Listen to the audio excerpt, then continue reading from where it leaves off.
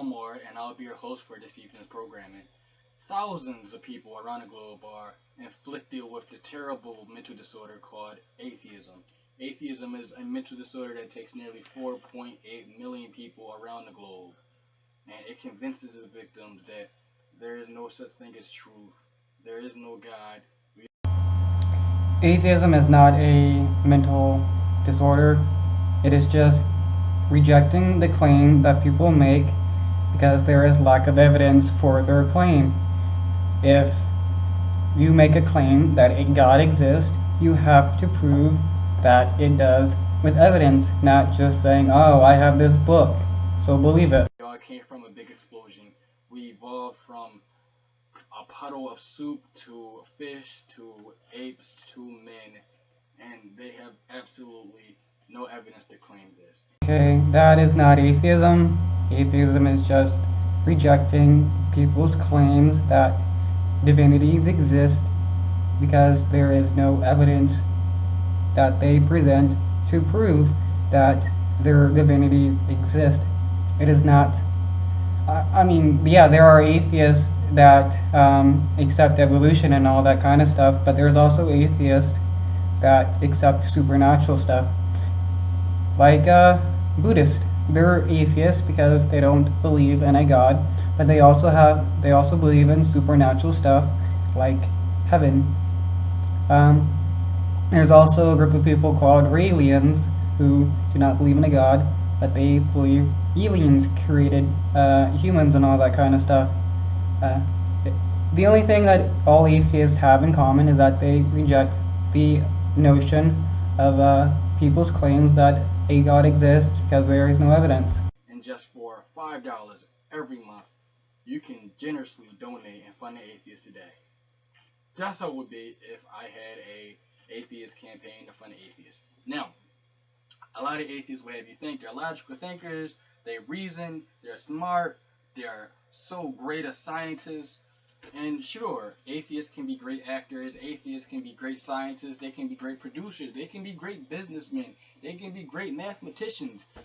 Yes, atheists can be great at things, but in order for them to do anything, they have to reject their own belief in atheism. You do not need to reject the idea that there is no evidence, not enough evidence to believe in a divinity, to be a business person, to be anyone of any field. I mean, that would like saying that you would have to give up the belief that a God exists in order to be a scientist. There are several scientists who still believe in religious ideas, even though they're scientists. This guy is making little sense. Meaning this: when a Christian has a disagreement with another Christian, because they have an ultimate standard or because they have an ultimate authority, which is the Bible, then if two Christians disagree on a morally objective subject, they can go to the Bible. When two Muslims disagree about a morally subjective subject, they can go to the Quran. And when two Jews disagree on an issue, they can go to the Torah. But when two atheists disagree, well, who do they go to? Who do they turn to? They can go to scientists, but then again, if they're atheist scientists, then what is their ultimate authority? Not their authority they can go to sometimes, but what authority do atheists consistently go to? There is no ultimate authority in the fact that Christians, Muslims, Jews, and other religious people argue over their religion show that there is no ultimate authority besides what people want the authority to be, which is themselves.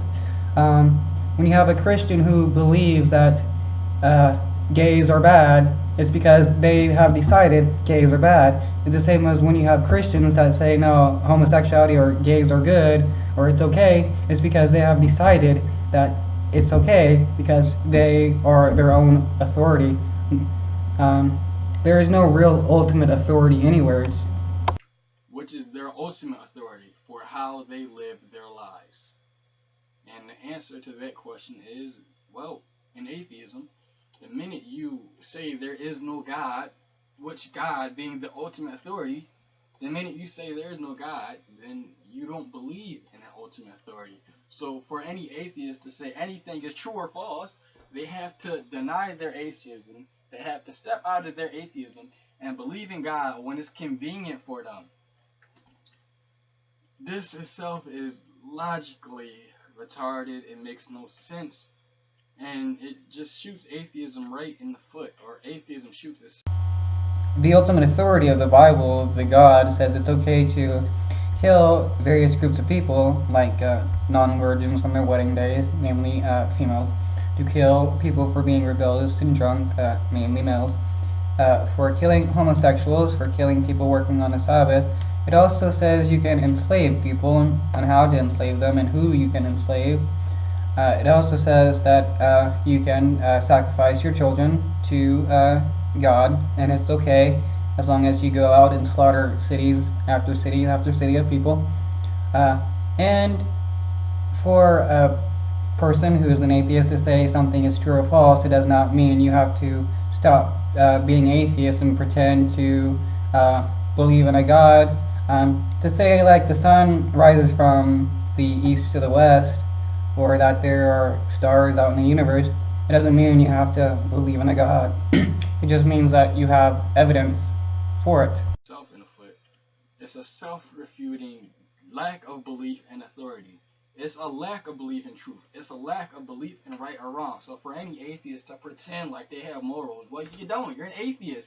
For anybody to say God is immoral, okay, well, where do you get your morals from? Oh, well, I don't have any morals. I wonder if this guy even reads his Bible, or if he just accepts what everybody tells him, like, oh, John 3:16, God loved the world so much. Does he even know the flood, where God commits genocide against everybody? How is that even moral? Or God allowing rape, or allowing or commanding his people to stone other people for being non-virgins, or telling them how to enslave other people. How is any of that moral? And to say that atheists don't have morals is more of a straw man argument.